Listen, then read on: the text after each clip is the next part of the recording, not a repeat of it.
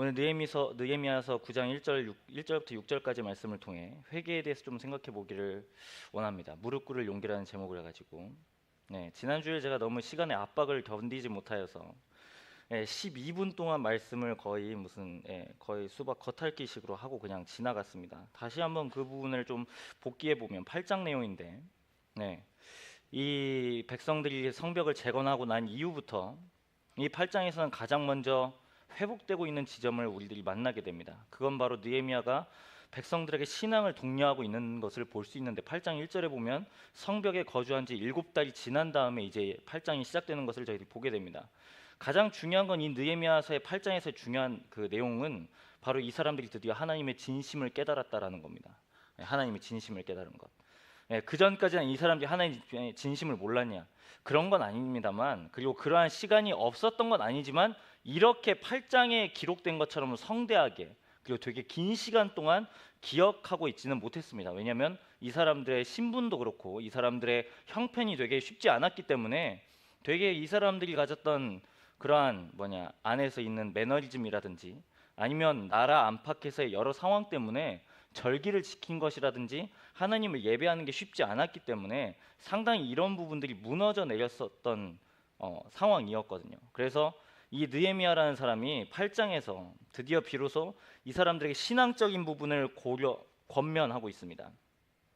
그래서 저희가 이번 이 아주 긴 주제를 다루고 있는 느헤미야서 1장부터 13장을 다루고 있는 이 계속해서 3개월의 여정 동안 계속해서 이스라엘 백성들이 했던 것처럼 느헤미야 8장 5절에 나왔던 것처럼 하나님의 말씀을 저희들이 봉독자가 읽을 때 다 함께 일어서서 듣고 있습니다. 동일하게 저희도. 그리고 이 사람들의 반응이 이제 8장의 이후에 이제 일어나게 되는데 이 사람들이 드디어 하나님의 진심을 깨닫고 울기 시작합니다. 왜냐하면 그렇게 백성들이 살지 못했다는 것을 자신들이 이제 민낯을 마주했기 때문인 거죠. 아, 내가 하나님의 백성임에도 불구하고 하나님이 원하신 분명한 그러한 도전이 있음에도 불구하고 지난 날의 세월들은 하나님의 백성다운 삶이 아니라 이방인들과 너무나 흡사한 그러한 삶의 모습들을 계속해서 보여왔기 때문에 1차적으로 이 사람들이 하나님의 말씀을 깨달았을 때 첫 번째 반응은 슬퍼함이었습니다.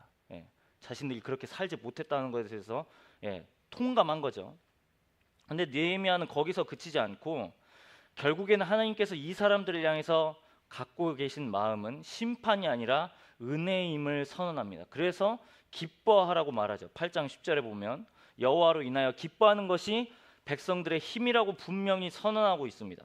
그래서 사람들이 이러한 마음을 깨닫고 나서 잔치가 벌어지게 됩니다. 우리가 8장을 다 다루지 않았지만 이 8장 이야기에서 가장 중요한 건 첫 번째가 말씀을 읽는다는 것과 두 번째는 절기를 지킨다는 겁니다. 이 사람들이 드디어 절기를 지키기 시작합니다. 우리식으로 적용해 보면 이 2시 예배를 지킨 것과 거의 비슷한 의미입니다. 그러니까 이 사람들은 늘 하나님께 예배를 드릴 때 정해진 때에 나오게 되어 있습니다. 이미 하나님께서 그걸 정해 주셨고 백성들이 그걸 다 알고 있습니다. 그래서 이 8장이 두 개의 명절을 지킵니다. 절기를 지켜요. 첫 번째는 8장 2절에 있는 것처럼 나팔절이고요. 두 번째는 8장 그 후반부에 보는 17절과 18절에 보면 초막절이라는 것을 지키게 됩니다. 설명을 모른다면 여기에 자세한 설명이 밑에 있습니다. 이 종이에. 이 두 절기는 그러니까 이스라엘 사람들이 지키는 명절은 다 하나님이 행하신 일과 관련되어 있습니다. 이 사람들이 한 게 아니라 하나님이 행하신 거예요. 특별히 이스라엘이 가장 어려웠던 그때요. 출애굽을 경험한 그때로부터 모든 절기들이 다 시작됩니다. 나팔절은 어떻게 보면 이후에 많은 절기들이 있는 것을 알려주는 어떻게 보면 시작과도 관련이 있습니다. 그래서 나팔절은 그 이름 그대로 나팔을 불면서 시작하게 되어 있습니다. 그리고 초막절은 이스라엘 사람들이 이집트를 벗어나서 광야에서 이제 초막을 지어서 사는 것을 기념하는 것을 지키는 절기가 바로 초막절인데 이 두 가지를 지킵니다. 어떻게 보면 이 사람들이 이제 8장에서 그러니까 정해진 때 하나님께 나왔죠. 그러면 이제 모임이 다 끝나면 이제 집으로 돌아가거나 일상으로 돌아가야 됩니다. 그런데 오늘 본문은 어떻게 보면 하나님께서 모이지 말라고 안 와도 되는 그때에 모이는 것으로부터 시작합니다. 1절 말씀이에요.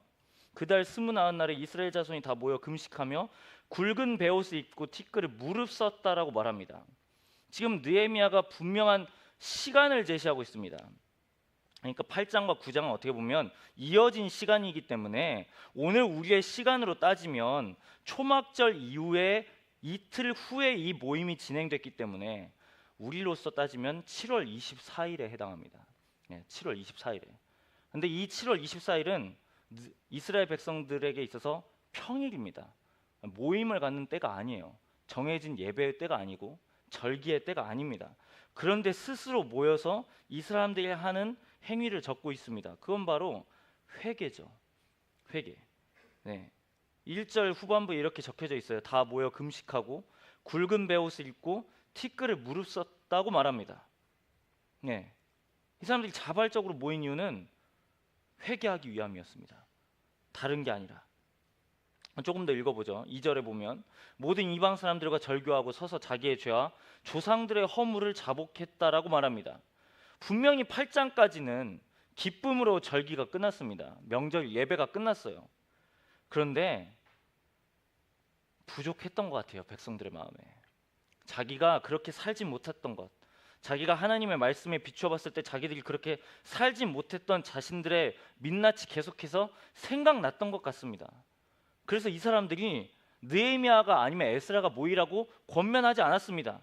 스스로 이 사람들이 모여서 누군가 시킨 게 아니라 자발적으로 금식하고 슬플 때 입는 굵은 베옷을 입고 먼지를 뒤집어 쓰고 심지어는 내가 행하지 않았던 조상들의 죄를 회개합니다. 그러니까 처음에는 이 8장부터 9장까지 이르러서 봤을 때 8장에는 분명히 지도자로부터 시작했지만 느헤미야와 에스라로부터 이 종교개혁이 시작됐지만 9장에 이르렀을 때는 지도자들이 말하지 않아도 이 사람들이 알아서 스스로 하나님 앞에 마음을 돌이키고 스스로 각성하는 그 자리 가운데 나아갑니다. 자신의 상태를 민감하게 반응하죠. 그리고 결국 오늘 말씀처럼 이 사람들이 회개함으로 그 모든 모양들이 승화됩니다. 어떻게 보면 되게 이 사람들이 개혁을 단행하는 거죠, 스스로. 그러니까 제가 여러분들에게 여러분들 그렇게 살면 안 됩니다. 여러분들 신앙생활 그렇게 하면 안 됩니다.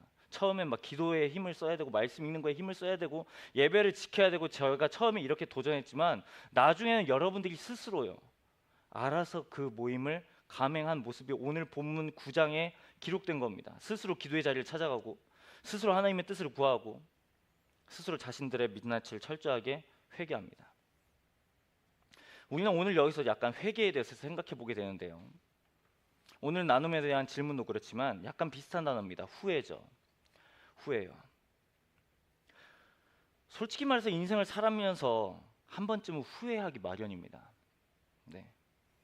우리는 내가 생각했던 거나 내가 원했던 바가 이루어지지 않으면 그리고 특별히 과거에 연연하는 사람일수록 아마 그 후회감은 상당할 겁니다. 그런 의미에서 여러분은 어떠세요? 여러분은 살면서 후회했던 일이 있나요? 여러분은 살면서 얼마나 많은 후회를 하고 있나요? 후회한 결정이 있으셨나요? 돌이켜놓고 보면 그런 것 같아요. 당시에는 되게 후회하지만 나중에는 그 후회감이 아무리 밀려들어도 이미 결정된 일은 우리 스스로 바꿀 수 없습니다. 그럼에도 불구하고 우리는 인간은 약간 그런 것 같아요. 후회하는 결정을 반복하죠.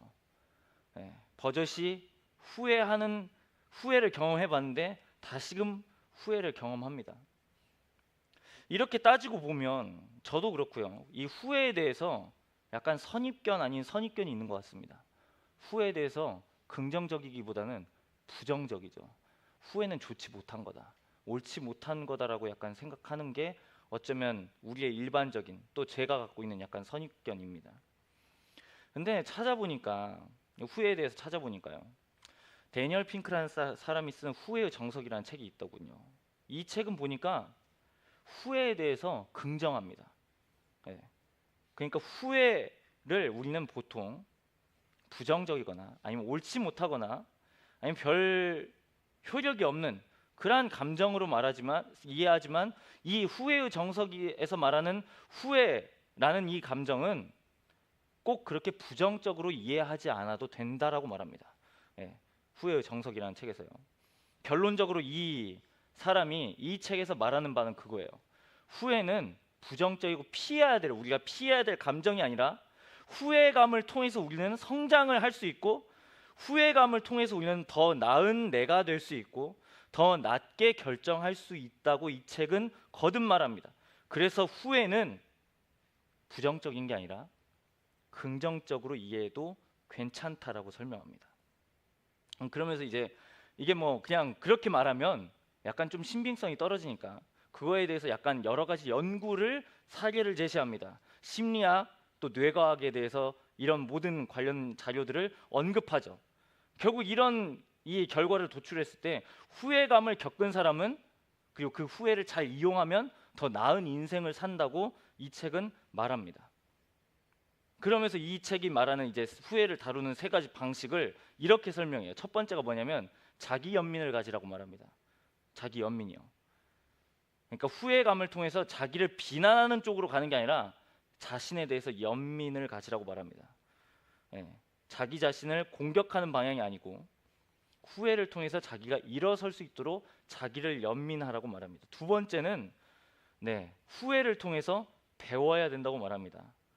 이 후회했던 일을 가지고 이제 앞으로는 그렇게 하면 안 된다고 이제 과거의 경험을 통해서 배우는 거죠. 이러한 경험이 많으면 많을수록 이러한 경험을 토대로 한 선택은 과거의 실수를 반복하지 않기 때문에 후회가 유익하다고 말합니다. 마지막은 뭐냐면 회복하는 겁니다. 만약에 후회 때문에 인간관계가 어려워졌거나 후회한 선택이 있다면 이를 회복하기 위해서 최선을 다해야 된다고 말합니다.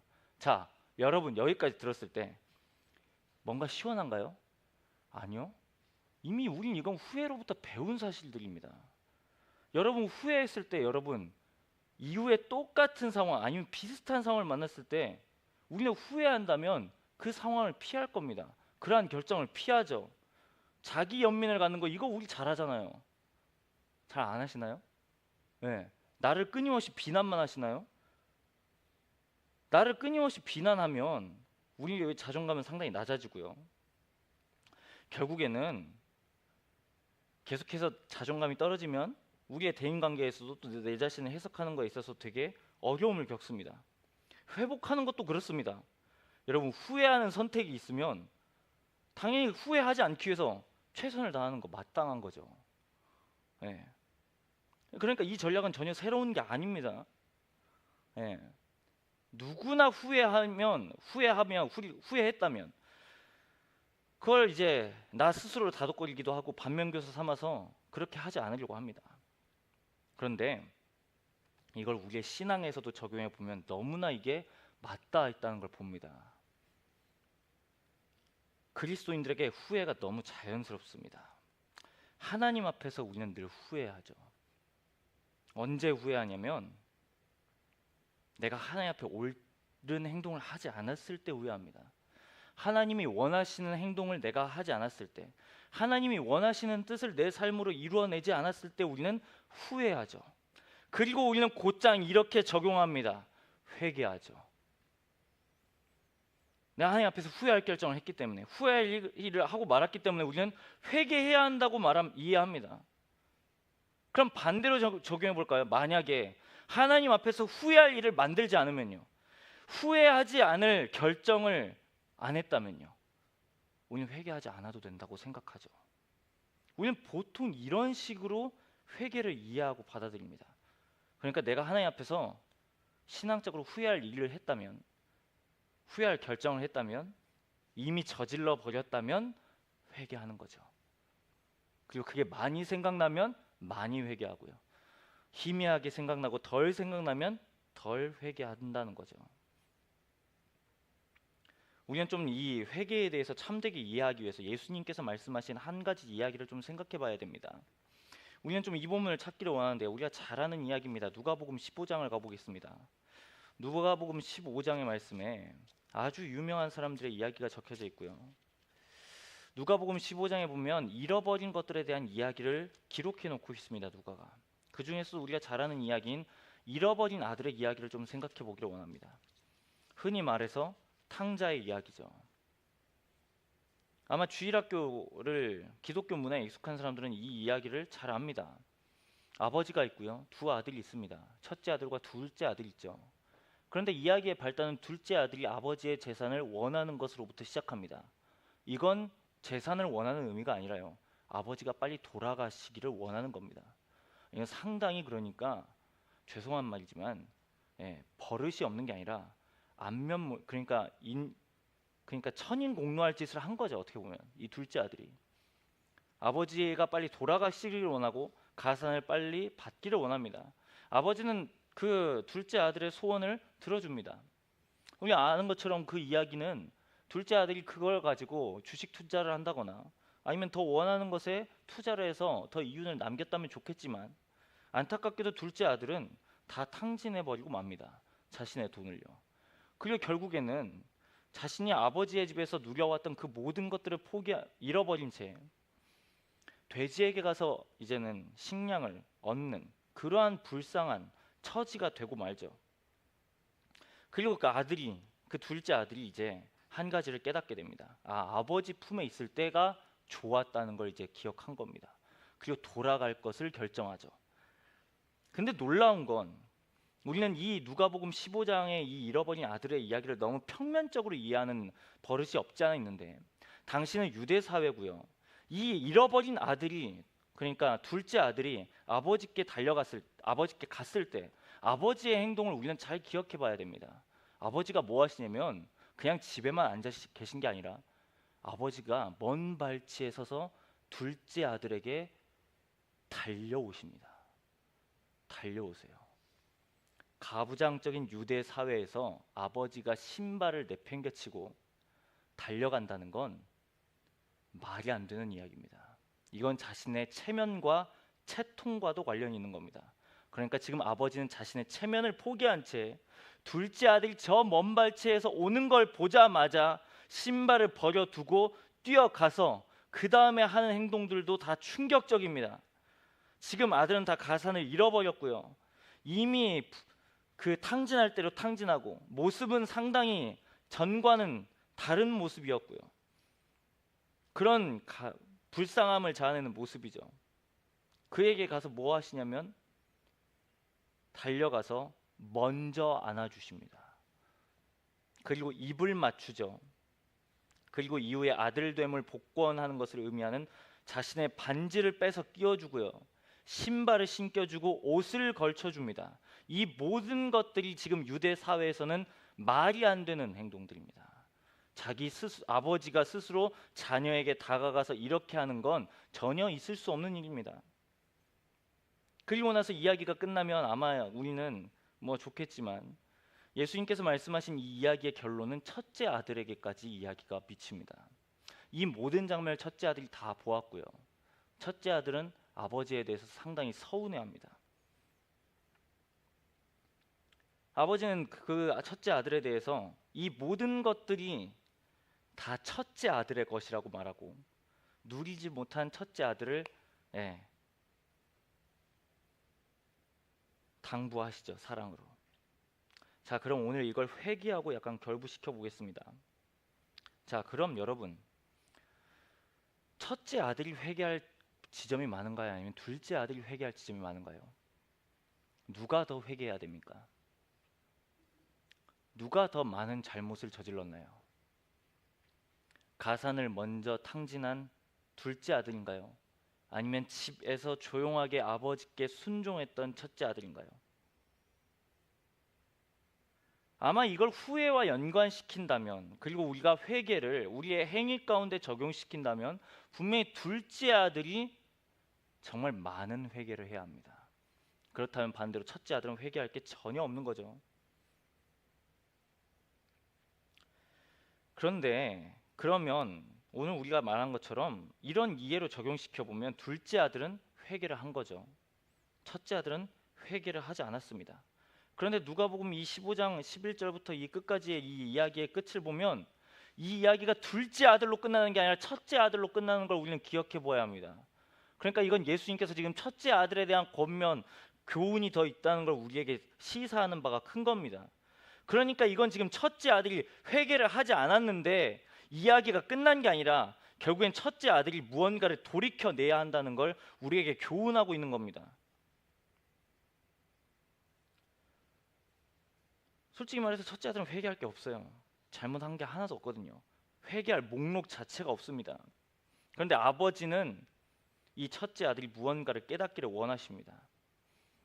그러니까 이 이야기는 지금 둘째 아들이나 첫째 아들이나 깨달아야 할 지점들이 있다는 걸 분명히 알려줍니다. 다시 첫째 아들만 집중해 보겠습니다. 우리는 너무 둘째 아들에 많이 들으니까요. 아들은 아버지의 명을 어긴 일이 없습니다. 그러니까 아버지께 회개할 목록이 없는 거죠. 도덕적인 훈결도 없어요. 그리고 이야기에 등장하는 아버지 역시 이걸 긍정합니다. 부인하지 않아요. 아버지 역시 첫째 아들의 그거에 대해서는 인정합니다. 그런데 문제는 아버지의 집에 있으면서도 첫 번째 아들이 아버지의 것을 자신의 것으로 여기며 누리지 못한다는 데 있다는 겁니다. 우리는 이 이야기를 읽으면서 물리적으로 가장 먼 아들을 압니다. 그건 둘째 아들이죠. 이 사람은 이미 이야기의 서두부터 아버지로부터 멀어져 있습니다. 돈을 받고 멀어지기를 택했습니다. 그런데 이 이야기가 끝까지 가보면 심적으로는 첫 번째 역시 아버지와 거리가 먼 것을 알 수 있습니다. 첫째 아들은 이미 아버지의 집에 있는데 아버지의 마음을 모릅니다. 그럼 아버지의 입장으로 보면 아버지는 두 번째 아들만 잃은 게 아니라 첫 번째 아들도 잃은 셈인 겁니다. 물리적으로는 두 번째 아들이 가장 거리가 멀지만 심적으로는 지금 첫 번째 아들은 이 아버지의 집에 없어요. 그러니까 지금 아버지는 이 두 아들을 다 잃으신 상태인 겁니다. 예수님께서는 분명히 둘째 아들로 이야기를 매듭짓지 않습니다. 첫 번째 아들에 대한 부분으로 이야기를 결론부로 주고 있습니다. 여러분, 우리는 오해하면 안 됩니다. 첫째가 여기서 회개할 목록이 없다는 것 또는 도덕적으로 여기서는 흠이 없다는 게 죄가 없는 사람이라고 오해해서는 안 됩니다. 분명히 성경은 예수님 외에서는 어떤 사람도 죄나 과오가 흠이 없다고 암시한 그 구절은 단 한 번도 없기 때문입니다. 결국 이야기는 구체적인 행동만 강조하면 그만큼 본질을 놓칠 수 있다는 이야기를 우리에게 지적하고 있습니다. 누가복음 15장 1절에 보면 그리고 2절에 보면 이 이야기를 듣는 부류에 대해서 설명합니다. 놀랍게도 이 이야기를 듣는 부류는 바리새인이었습니다. 바리새인이요.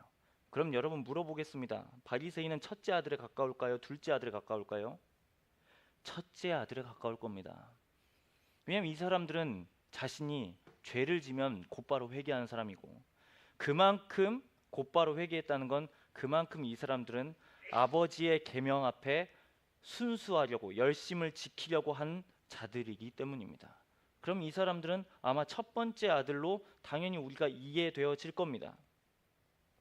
그리고 바리새인은 우리가 잘 아는 것처럼 죄를 지으면 비참한 심정으로 자신의 죄를 몽땅 쏟아놓는 사람들입니다. 종종 자신의 연약함이 생각날 때면 슬픔에 잠기기도 하는 사람들입니다. 그런데 문제는 이 슬픔이 끝나면 이 사람들은 계속해서 첫째라는 사실이에요. 첫째. 우리는 여기서 회개를 잘 오해합니다. 회개가 잘못할 수많은 목록들이 있으니까 내가 이거 회개하고 이거 회개하고 이거 회개하고 이거 회개했으니까 이거 회개 딱 끝나면 저는 회개할 게 없습니다 라고 생각했다면 우리 역시 둘째 아들이 아니라 첫째 아들이 될 가능성이 너무나 크다는 겁니다. 바리새인과 결부시켜 이해해 본다면 즉 죄 지은 목록들이 있으면 저는 하나님 회개하겠습니다. 저는 마땅히 회개해야 할 자입니다. 하지만 그 목록들이 딱 사라지면 주님 저는 회개할 게 아무것도 없습니다 라고 생각하는 사람들이 바로 첫째 아들이고 바리새인들이었다는 거죠. 이렇게 회개한다면 여러분 이건 문제의 핵심에는 다다르지 않는 회개라는 걸 우리는 기억해야 합니다. 꼭 읽어보세요 여러분. 제가 오늘 인용한 이 이야기는 팀 켈러 목사님이 쓰신 탕부 하나님이라는 책에 기록되어져 있습니다.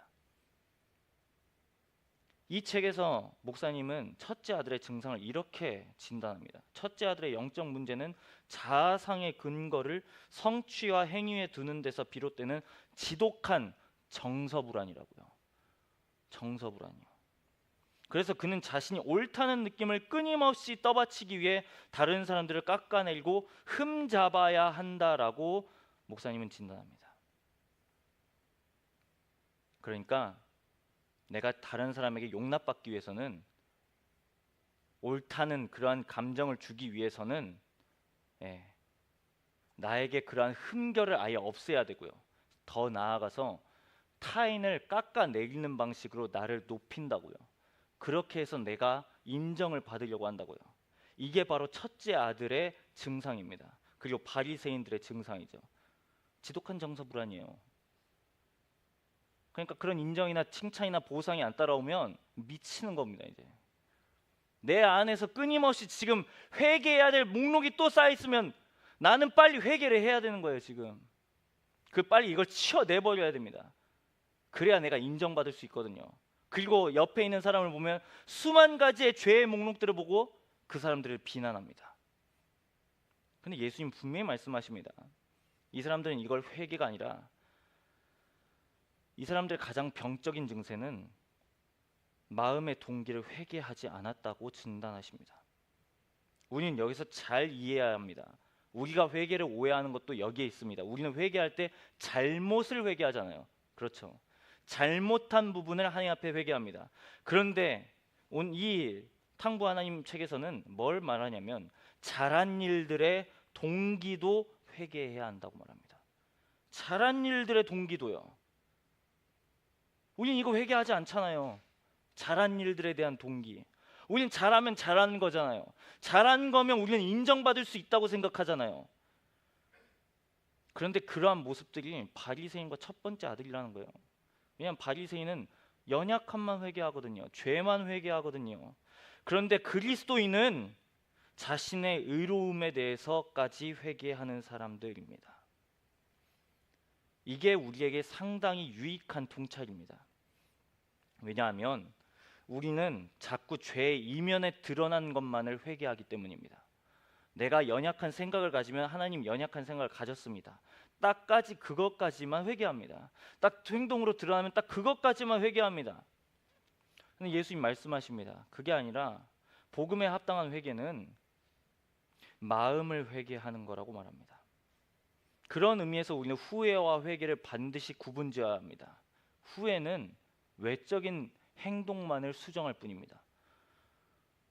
그러니까 아까 그 데니얼 핑크라는 사람이 쓴 그 책에 의하면 후회했기 때문에 더 나은 결심은 더 나은 행동으로, 거기서 끝나는 거예요. 더 나은 행동으로 우리는 그렇게 살았으니까 후회한 걸 가지고 나는 괜찮다라고 생각합니다. 그런데 그러한 태도를 버젓이 우리의 신앙 가운데서도 적용한다는 거예요. 내가 잘못한 게 없는데 내가 뭘 회개해야 됩니까?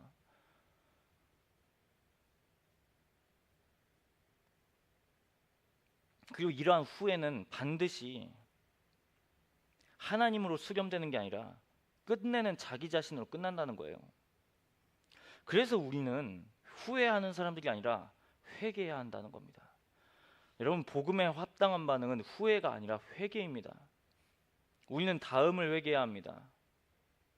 나 스스로 내 인생을 구원할 수 있다는 착각, 나 스스로 주인이 되려고 한 죄, 우리의 궁극적인 소망을 하나님이 아닌 것, 다른 것에 두는 것, 잘못된 행동뿐만이 아니라 올바른 행동 모두를 통해서도 우리는 하나님을 피하려고 하고 하나님을 통제하려고 하고 그런 것들을 회개해야 된다는 거죠. 우리는 이 사실을 되게 예리하게 생각해야 합니다. 여러분, 우리의 죄는 우리를 연약하게 만들죠. 우리 스스로를 되게 하나님 앞에서 떳떳하지 못하게 만듭니다. 그럼 반대로요, 우리의 착한 행실은 하나님 앞에서 우리를 떳떳하게 만들죠. 그런데 여러분, 그것 자체가 이미 틀린 겁니다. 네. 나의 행실로 하나님 앞에 선다고요? 나의 행실로 내가 선한 행실을 했기 때문에 내가 하나님의 자녀가 됐다고요? 그건 하나님의 복음을 모르는 사람들이 하는 소리입니다. 우리는 이런 의미에서 종교와 복음을 이렇게 포착해야 합니다. 종교는 끊임없이 우리에게 이렇게 주장합니다. 나는 순종합니다. 그렇기 때문에 나는 하나님께 받아들여졌습니다. 내가 순종한 결과가 내가 하나님의 자녀됨입니다. 내가 순종했기 때문에, 내가 이 말씀을 지켜냈기 때문에, 내가 기도했기 때문에, 내가 2시 예배를 지켰기 때문에 나는 하나님께 받아들여질 수 있습니다라고 종교는 말합니다. 그런데 복음은 다르게 말합니다. 복음은 우리에게 이렇게 선언하죠. 우리는 예수 그리스도가 행하신 일 때문에 하나님께 받아들여졌습니다. 그렇기 때문에 내가 순종합니다. 이 두 가지의 차이를 이해합니다.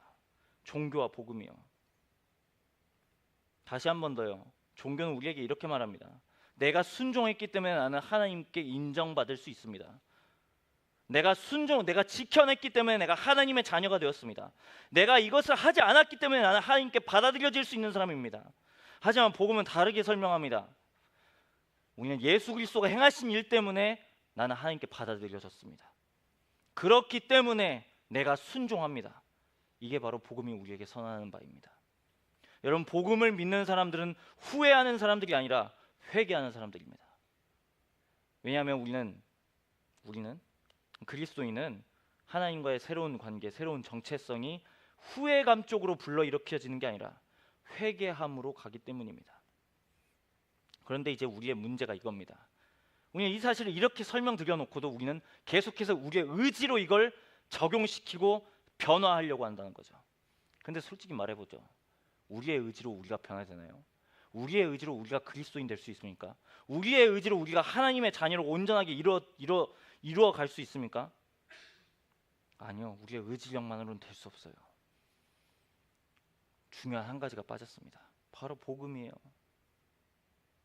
지속적이고 영원한 변화는 우리 안에서 우리가 얼마나 복음을 더 깊이 배우고 있는지, 복음이 무엇인지 이해하고 있는지, 그리고 그 복음을 나의 마음 가운데 적용하고 있는지, 즉 복음을 계속해서 섭취하고 복음을 소화하고 복음을 나의 일부로 삼아야, 그래야 우리는 성숙될 수 있다는 겁니다. 그것의 시작이 바로 회개입니다. 회개요. 말씀을 마무리하고자 하는데요. 오늘 종교개혁 주일 507주년입니다. 우리가 잘 아는 것처럼 루터라는 사람은 그 비텐베르크 성당 앞에 95개의 반박문을 써냈습니다. 그 첫 번째 문항은 바로 이것입니다. 우리 주 예수 그리스도께서 회개하라고 말씀하신 것은 신자의 전 생애가 회개이어야 함을 뜻한다라고 설명합니다. 다시요. 95개조 첫 번째 문항이 회개에 대한 문항입니다. 우리 주 예수 그리스도께서 회개하라고 말씀하신 것은 신자의 전 생애가, 일부가 아니라요, 간헐적이 아니라요, 잘못을 했을 때만이 아니라요, 전 생애가 회개여야 함을 뜻한다라고 설명합니다. 결국 참된 회개는 일시적인 행동이 아니라 우리가 계속해서 해야 되는 겁니다. 계속해서요. 하나님의 품에 안길 때까지 계속해서 해야 되는 거예요. 복음의 사람은 내가 연약함을 갖고 있다는 사실을 인정하고요. 나는 할 수 없기 때문에 예수 그리스도께 돌아가야 된다. 예수 그리스도가 나를 치유하실 수 있다. 예수 그리스도만이 나의 주인이라는 사실을 계속해서 회개해야 합니다. 이것을 하지 않고서 우리가 어떻게 변화될 수 있습니까? 나의 의지요? 나의 의지로만 변화될 수 있다면 여러분 번지수를 잘못 찾으셨습니다. 타종교로 가세요. 그러면 이교도로 가세요. 의지를 그렇게 높게 사는 그런 타종교로 가세요. 그리고 거기서 정진하세요. 그리고 그렇게 적용하는 분들은 다 그렇게 설명합니다. 이 정도를 끊어내니까 내가 선행했습니다. 이 정도를 내가 더 했으니까 나는 더 참 진리에 이르렀습니다. 아니요. 복음은 단 한 번도 그렇게 설명하지 않습니다. 이게 지금 종교와 뭐가 다르나요? 복음은 정반대잖아요. 예수 그리스도가 선행하신 일이 있기 때문에 우리가 하나님의 자녀가 됐다고 말하잖아요. 그게 지금 누가복음 15장에 기록된 잃어버린 아들들의 이야기죠. 두 번째 아들만 하나님께서 잃어버리신 게 아닙니다. 여러분, 첫 번째 아들도 잃으셨습니다. 마음으로 멀었다면 첫 번째 아들은 이미 아버지의 집에서 먼 자입니다. 여러분은 어떤 아들이십니까? 첫 번째 아들이십니까? 두 번째 아들이십니까? 우리는 잘 생각해 봐야 합니다. 이스라엘 백성들이 자신의 죄를 회개했을 때 하지 않았던 것들을 회개했다는 것, 여기에는 반드시 수반된 반응이 말씀이 있었기 때문에 그렇습니다. 말씀을 통해서 우리가 본 정체성, 나의 민낯들, 나는 여전히 할 수 없는데 그게 계속해서 복음에서 설명하는 거잖아요. 우리는 여전히 엎어졌습니다, 하나님. 그럼에도 불구하고 복음은 말하죠. 그럼에도 불구하고 하나님은 자녀 삼으셨다라고 말하죠. 이 사람들이 이걸 아니까 기꺼이 회개하고 기꺼이 자기의 삶을 청산하지 않습니까? 여러분, 지금 우리에게 무엇이 필요하겠습니까? 우리 청년 디모데가 계속해서 느헤미야의 말씀을 듣고 기도에 대한 중요성을 듣고 우리가 공동체에 대한 중요성을 듣습니다. 누가 회개해야 되겠습니까? 바로 우리가 회개해야죠.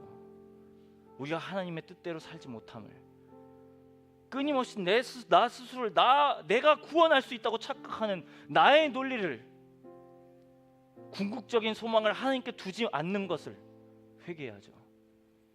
복음으로 우리가 계속해서 결단해야죠. 그렇기 때문에 우리가 복음을 배워야 되고 복음을 이해해야 되고 나의 마음 가운데 복음을 적용시켜야죠.